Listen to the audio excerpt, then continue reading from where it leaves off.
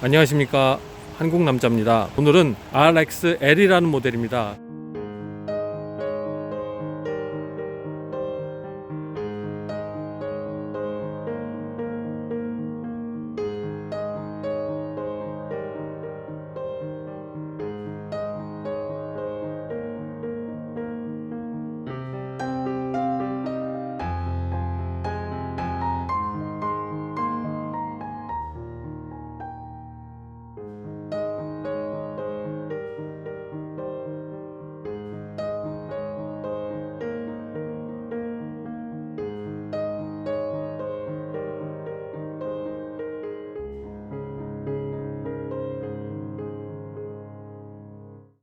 RX에 리무진이란 말이 들어가면서 차가 좀 길다라는 의미겠죠. 네, 맞습니다. 이 차는 현재 RX 5인승 모델이 아니고요, RX 7인승 모델입니다. 과연 5인승 모델과 7인승 모델이 어느 정도 차이가 있고 생김새는 어떻게 다르고 어떤 기능의 차이가 있고 라는 거를 좀 보여드리고 싶어서 여러분께 가지고 나왔습니다. 여기에 살고 계시는 분들도 이 RX에 6인승이나 7인승 모델이 있다고 말씀을 드리면 그거 진짜냐고 잘 몰라 하시는 분들도 많이 계시더라고요. 그래서 오늘은 제가 특별히 이 RX 7인승 모델 가지고 나왔습니다. 이따 공간 확인해 드릴 때는 또 6인승 모델로도 공간을 확인을 해 드릴 거예요. 서로 한번 비교해 보시고 차가 얼마나 유용 가치가 있을지 또 사용할 만한 차인지 이렇게 한번 보시면 될 것 같아요. 특히 이 RX 모델은 북미에서 상당히 인기를 많이 얻고 있는 모델이에요. RX 모델 가격은 5만 불대 중반부터 풀옵션으로 가면은 거의 7만 불까지도 가는데, 지금 보시고 있는 이 7인승 RX 모델도 대략 6만 불대 초반이라고 보시면 돼요. 일반 RX 모델하고 가장 큰 차이는 기본 모델을 비교했을 때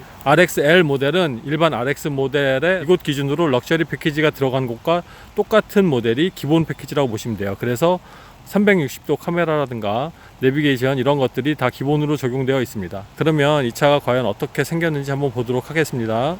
네, 지금 정면을 보고 계시는데 RX하고 다른 점 하나도 없죠. 헤드라이트 LED로 이루어져 있고, 물론 시그널도 그렇고요, 옆에 안개등이라든가 스핀드 그릴 모든 것들이 다 똑같습니다. 앞모습에 봤을 때 차량 넓이라든가 높이도 일반 RX하고 이 RXL 모델하고는 똑같다고 보시면 되고요, 다른 점이 전혀 없습니다. 옆으로 가서 또 보여드릴게요.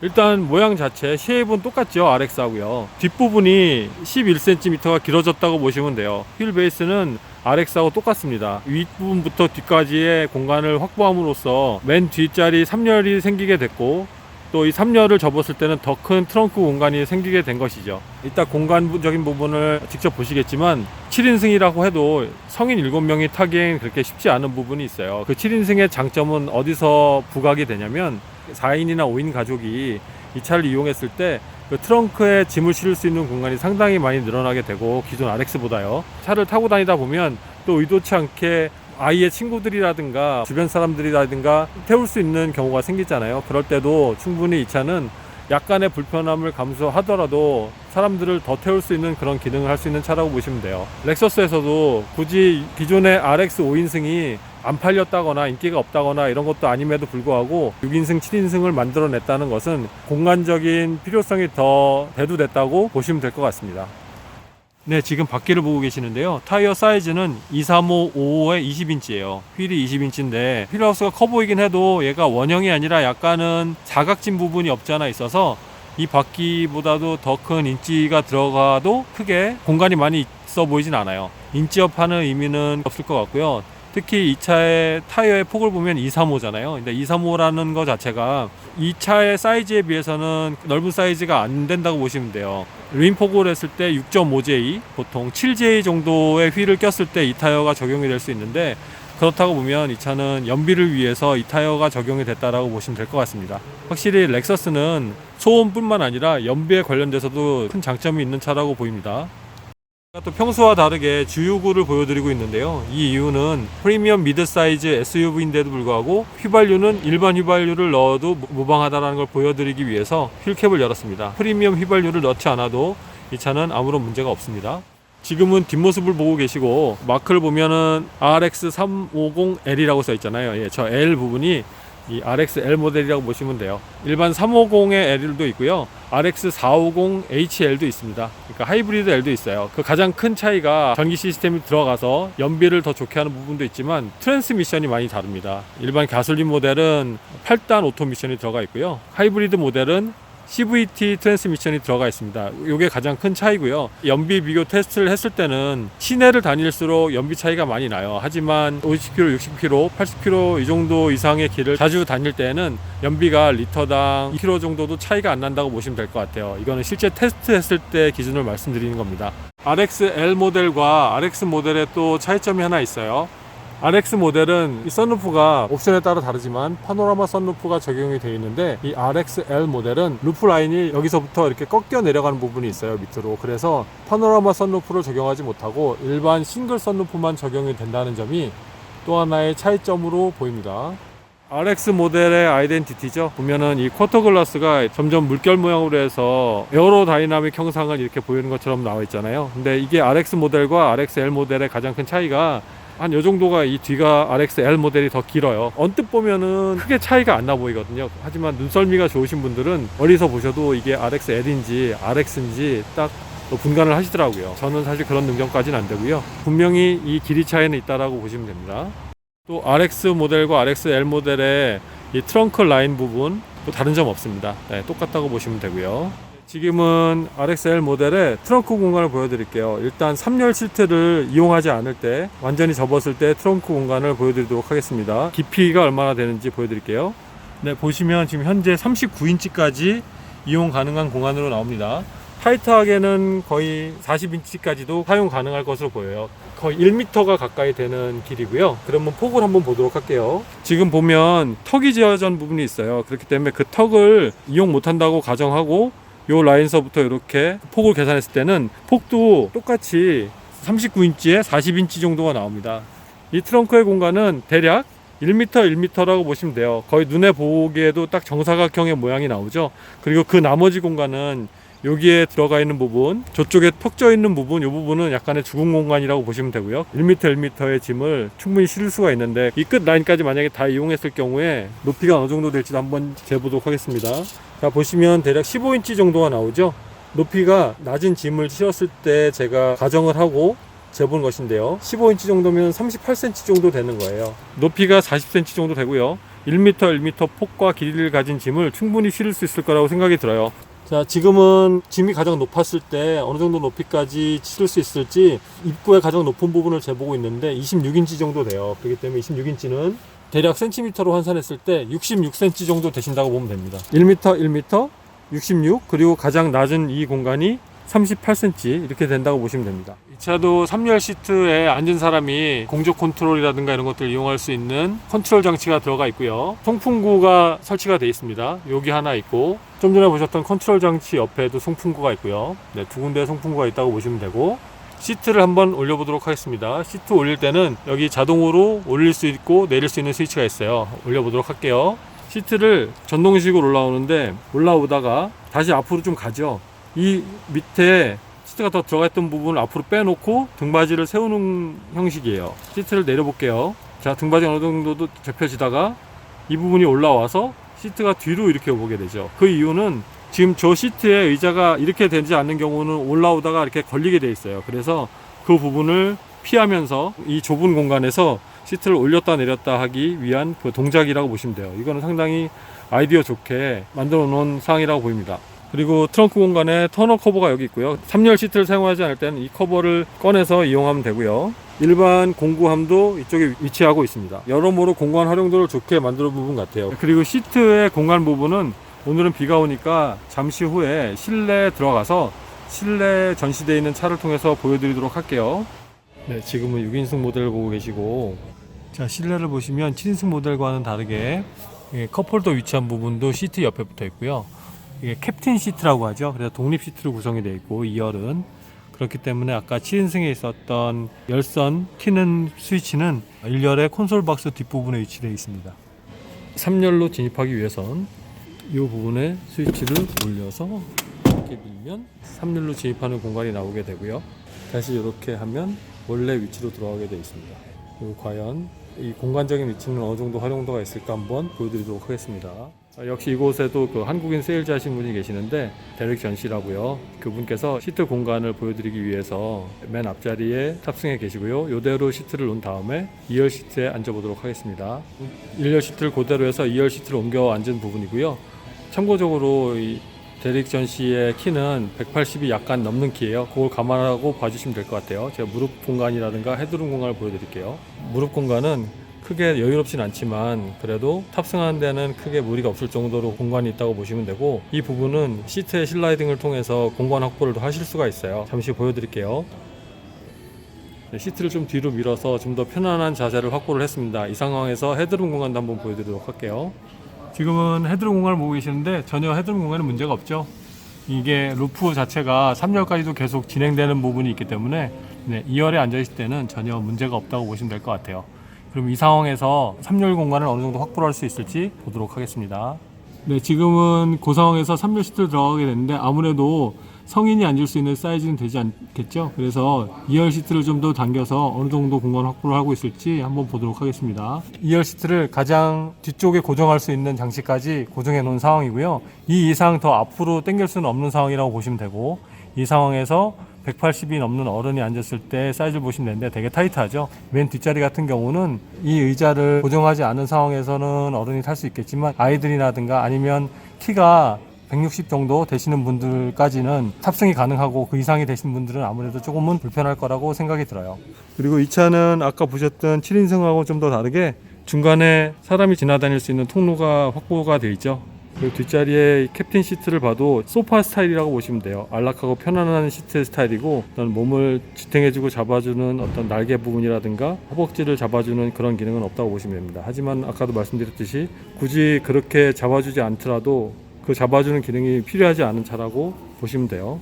3열 시트는 컵홀더가 양쪽에 위치되어 있고, 마찬가지로 독립적으로 운영할 수 있는 공조 컨트롤 스위치가 있고요. 송풍구가 그 앞에 바로 자리 잡혀 있습니다. 제가 보통 엔진룸을 열질 않는데 사용하시는 분들이 좀 이해하실 수 있게 제가 몇 개는 알려드릴게요. 워시액 넣는 공간 여기 있고요. 여기 보시는 이거는 ABS 모듈이에요. 보니까 4채널 방식이네요. 4대2. 요거는 브레이크 액인데 요즘은 도트 4도 많이 쓰는데 저건 도트 3로 되어 있습니다. 일반적인 브레이크 액이라고 보시면 되고, 배터리가 여기 자리에 잡고 있습니다. 그 부분만 여러분들께서 아시면 되고, 엔진 오일량 체크하는 부분 요 레버 있으니까 요거 체크해 보시는 것도 좋은 메인터넌스 방법 중에 하나예요. 나머지는 여러분들께서 크게 손댈 부분 없다고 보시면 됩니다. 요거는 무슨 구멍이 있지 이렇게 생각하시겠지만 코너링 램프라고 보시면 돼요.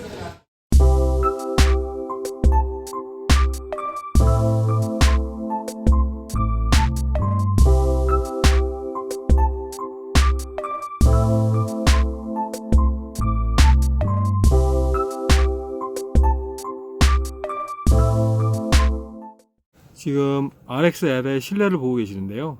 일반 RX하고 다른 점은 전혀 없죠. 기존 모니터 사이즈도 똑같고요. 계기판 부분도 똑같고 핸들도 똑같고요. RXL에도 있는 재밌는 점은 컵홀더가 있는데 보시겠습니다. 자, 컵홀더에 컵이 꽂아져 있는데 이 컵홀더는 높낮이 조절이 가능한데 스위치를 한번 눌러보겠습니다. 스위치를 누르면 밑에 바닥에 트레이가 이렇게 올라오게 돼서 좀 더 깊은 물병이나 물컵을 넣어서 사용할 수 있다고 보시면 됩니다. 통풍 시트, 열선 시트 다 있고요. 오토 홀드 스위치 있고 전자식 파킹 브레이크 있고요. 이거는 드라이브 모드를 조정할 수 있는 스위치고요. 거의 대부분 엑서스에 들어있는 이 모니터 컨트롤러 부분, 익숙하신 분들에게는 뭐 금방금방 사용하시더라고요. 보통 차를 구입하고 나서 한 하루 이틀 정도면 익숙해지는데, 그 전에 처음 차를 사거나 이 패드 익숙하지 않으신 분들은 이 부분이 상당히 어색하실 수가 있어요. 이 부분은 어차피 연습을 해서 쓰셔야 되는 부분이기 때문에 만약에 차를 구입하신 분들은 반드시 연습이 필요한 부분이겠죠. 모니터 조절을 위한 마우스 패드, 살짝 하나 넘어가려고 그러는데 조금만 세게 하면 두 칸이 이렇게 넘어가게 되죠. 이런 부분이 사실은 연습이 많이 필요한 부분 같아요. 아래 위도 살짝 올려야 되는데 적응이 돼도 이렇게 만지는 재미는 있을 것 같아요. 이런 부분이 좋아서 이 렉서스를 구입하시는 분들도 계실 거라고 저는 생각이 듭니다. 내비게이션 조정하는 부분이고요. 이런 것들의 모든 기능이 이 안에 다 복합되어 있고, 이 모니터를 분할을 해서 사용할 수도 있어요. 아까도 보셨겠지만 내비게이션을 띄워놓은 상태로 다른 메뉴 화면을 이용하실 수 있고, 이런 부분들은 그때그때 상황에 따라서 이용하시면 될 것 같습니다. 제가 지금 2열 시트에 앉아서 앞을 보여드리고 있는데 이 대시보드 깊이가 상당히 깊어요. 그 깊이가 깊은 거는 그만큼 앞에 유리가 많이 숙여져 있어서 공기 저항이나 풍절음 같은 경우에 되게 강한 면모가 있는데, 단점은 하나 있죠. 이 위에 먼지가 상당히 많이 쌓인다는 부분이에요. 그래서 그 먼지를 싫어하시는 부분, 특히 한국에 미세먼지가 많기 때문에 이런 부분들을 항상 미세먼지가 많은 날이 지나가고 나면 물걸레 같은 걸로 항상 이렇게 닦아주시는 게 좋거든요. 헤드업 디스플레이가 없는 옵션입니다. 메모리 시트 기능 당연히 있고요. 이 렉서스에서 포인트로 적용하는 이런 골드 색깔 아니면 브론즈 색깔이라고 그래야 되나요? 이 부분이 어색하게 다가온 적도 있는데 지금은 눈에 그렇게 거슬리질 않네요. 스티칭이 노란색 들어간 부분이 있어서 이 부분하고 상당히 잘 어울립니다. 적용된 우드 그레이는 되게 클래식한 우드 그레이죠. 이 부분은 분명히 호불호가 있을 것 같고요. 선글라스 케이스도 있습니다. 네, 밖에서 말씀드린 부분이지만 파노라마 선루프는 적용 안 되어 있고요. 싱글 선루프가 적용이 되어 있는데 그냥 평범한 일반적인 사이즈라고 보시면 돼요. 뒷자리에 공조 컨트롤을 조정하는 부분은 없고요. 아까 보셨다시피 3열 시트에만 그 조절하는 부분이 있습니다. 이 차는 2열 시트에도 열선 시트가 적용이 되어 있어요. 열선 시트를 조절할 수 있는 스위치는 이쪽에 자리 잡고 있고요. 이쪽에는 컵홀더가 있습니다. 약간의 수납 공간이 있는데 핸드폰이나 여러가지 충전 케이블을 이용할 수 있는 USB 포트가 있네요. 근데 이 부분은 많은 SUV들이 이 중간 콘솔 박스 뒤에 USB 포트를 많이 마련하는 경우가 있는데, 만약에 그랬을 경우는 핸드폰을 충전하거나 했을 때 도어백 포켓이나 아니면 오히려 앞자리에는 저 콘솔 박스에 핸드폰이나 충전하고 있는 디바이스를 넣어놔야 되는데, 안 그러면 이쪽에 가지고 왔을 때는 선이 중간에 걸리겠죠. 그런 부분이 만약에 단점으로 다가온다면 충분히 이 부분은 이 안에 수납 공간이라든가 아니면 그냥 이 위에 공간을 이용해서 충전하는 기계를 올려놔도 될 것 같아요. 그래서 이 부분은 이용하기 편한 설계로 되어 있지 않나 이렇게 생각이 들어요. 열선 스위치 여기 있고요. 이거는 카메라 뷰 눌렀을 때 어떻게 볼 것인지를 보이는데, 기본적으로 서라운딩 차 주변을 밖에서 보여서 보는 것처럼 이렇게 사진이 올라오네요. 근접해서 차 주변을 보여주는 것이에요. 주변에 돌뿌리가 있는지, 후진이나 전진을 했을 때 다른 걸리는 물건이 없는지 자세히 볼 때 이 부분을 누르시면 됩니다. 아까 말씀드렸듯이 화면을 이쪽으로 넘어가게 되면 내비게이션 분할 화면에서 선택하실 수 있고요. 음악, 아이고 이거 제가 아직 어색해서 여러 칸씩 넘어가네요. 살짝만 지금 블루투스 연결해서 전화 사용하는 거고 있고, 컨섬션이라고 하어 있는데 실제 연비 체크하는 부분이 있고요. 여러 가지 운행 기록들이 여기에 표시되게 되어 있습니다. 오토 하이빔이에요. 밤에 켜고 다니면 차가 없을 때 어두운 길을 갈 때는 자동으로 하이빔을 오토로 밝혀주고, 차가 나타나거나 아니면 좀 밝은 길이거나 이럴 때는 자동으로 오토 하이빔을 끄게 되겠죠. RX하고 다 똑같죠. 실내에 딱 타서 이 차가 RX인지 RXL인지를 알 수 있는 방법은 크게 없다고 보시면 돼요. 뒤를 돌아보지 않는 한은 이 룸미러를 통해서 볼 수 있는 방법밖에 없겠죠. 실내는 이렇게 간략하게 보여드렸습니다. 지금은 RXL을 타고 운전 느낌 알려드릴게요. RX 5인승 버전하고 비교해서 말씀을 드리도록 하겠습니다. 여러가지 독일 차라든가 다른 일본 차, 또 미국 차하고는 RX 자체가 새삼 느낌이 다르기 때문에 다른 차와 비교하면 또 RX랑 비교해야 돼서 듣는 입장에서는 되게 헷갈릴 수 있어요. 그래서 다른 건 배제를 하고 RX하고만 좀 비교를 드리도록 하겠습니다. 스펙에서 말씀을 드렸듯이 이 차는 휠 베이스가 RX하고 똑같아요. 단지 뒤쪽 길이가 11cm가 더 길어져서 승객석이랑 짐을 실는 쪽이 공간이 넓어졌잖아요. 그렇기 때문에 저의 감각을 좀 집중을 해서 움직임을 더 볼 예정이고요. 현재 무거운 짐을 싣거나 이런 상황은 아니기 때문에 과연 그 뒤에서 올라오는 반응이라든가 이런 것들이 어떨까 세밀하게 느낄 수 있을 것 같아요. 그것도 알려드리도록 할게요. 일단 핸들링 아시겠지만 렉서스 핸들링 그대로예요. 상당히 부드럽죠. 특히 RX 핸들링이 많이 부드럽잖아요.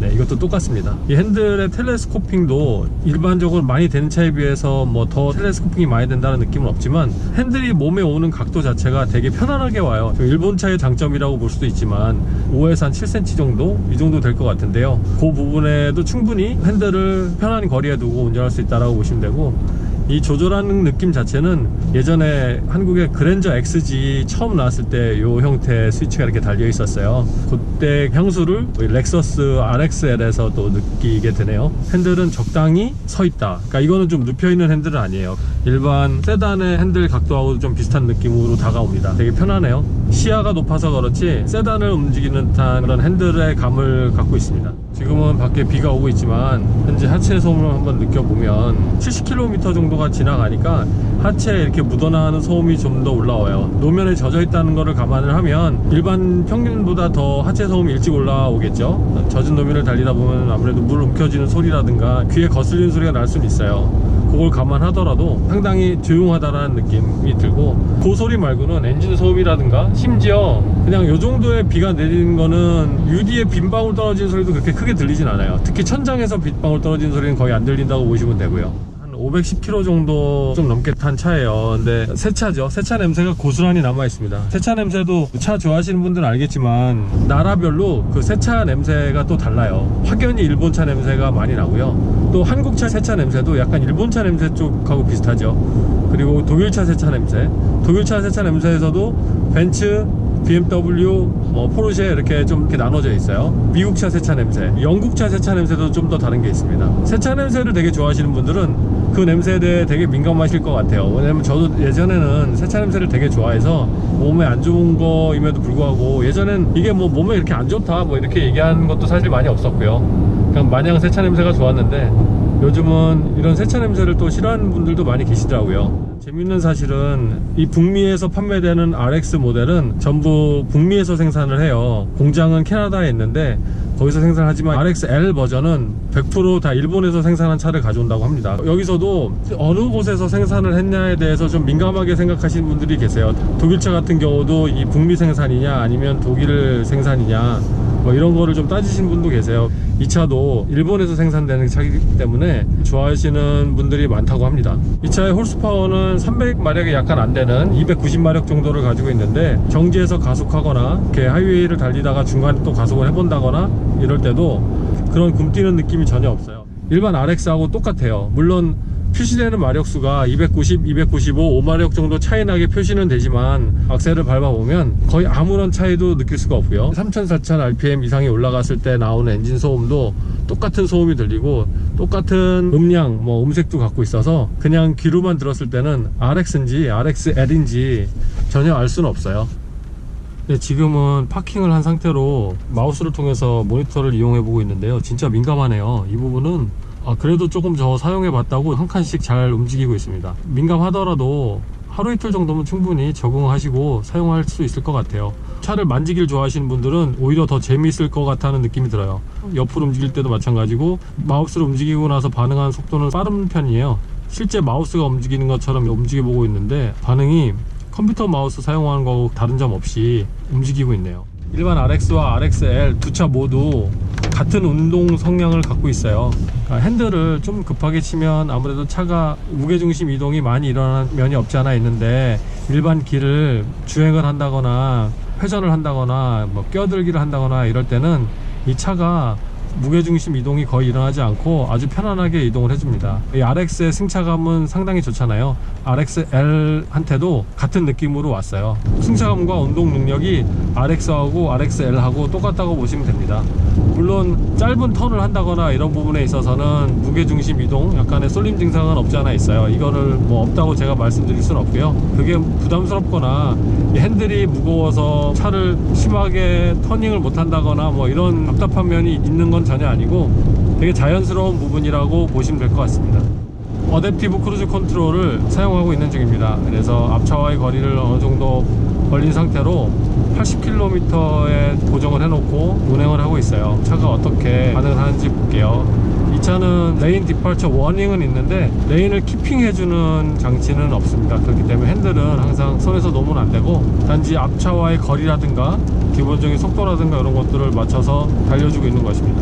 다른 차들은 과속을 해서 저를 다 지나가고 있어요. 앞차와의 거리를 좀 보고 싶은데 쉽지 않네요. 영상에 담지는 않았지만 실제 앞차와의 거리를 상당히 폭을 넓게 설정을 할 수가 있어요. 지금 이제 차가 막히니까 앞차와의 거리를 맞춰서 어느 정도 쓸지를 또 판단할 수가 있겠네요. 지금은 55km로 맞췄고요. 회전하는 길에 있잖아요. 제가 만약에 핸들을 이렇게 꺾지 않고 똑바로 한 상태에서 옆차를 인식을 하면 이게 약간 앞차를 인식하는 경향은 있어요. 그때는 속도를 줄이는 경향이 있습니다. 하지만 핸들을 이렇게 꺾고 있으면 이 자체가 꺾인 만큼의 레인 안을 인식을 해서 옆에 있는 차가 앞차로 인식이 안 되게 이렇게 자연스럽게 되어 있네요. 그래서 억지로 커브길에서 핸들을 똑바로 하고 있지 않는 한 전혀 앞차와의 거리를 체크하는 데 있어서는 문제가 없다고 보시면 될 것 같아요. 더 높은 속도에서도 제가 체크를 해봤어도 더 많은 거리와 더 짧은 거리의 폭이 상당히 넓게 구성이 되어 있어요. 그래서 렉서스는 앞차와의 거리를 체크해서 크루즈 컨트롤 이용하는 거는 완전 자동은 아니지만 잘 돼 있다고 보시면 돼요. 지금 제가 브레이크 안 밟고 있는데 앞차를 인식하고 스스로 브레이크를 밟고 있죠. 근데 브레이크는 살짝 늦게 밟는 면이 없지 않아 있네요. 약간은 급 브레이크 밟는 듯한 느낌이 들어요. 그리고 앞차와의 거리는 충분히 앞차의 뒷바퀴가 보일 정도로 섰고요. 제가 브레이크는 안 밟고 있고, 보시면은 계기판에 드라이브 위에 웨이팅이라는 글씨가 떴죠. 기다리고 있다는 뜻입니다. 그래서 앞에 차가 출발하죠.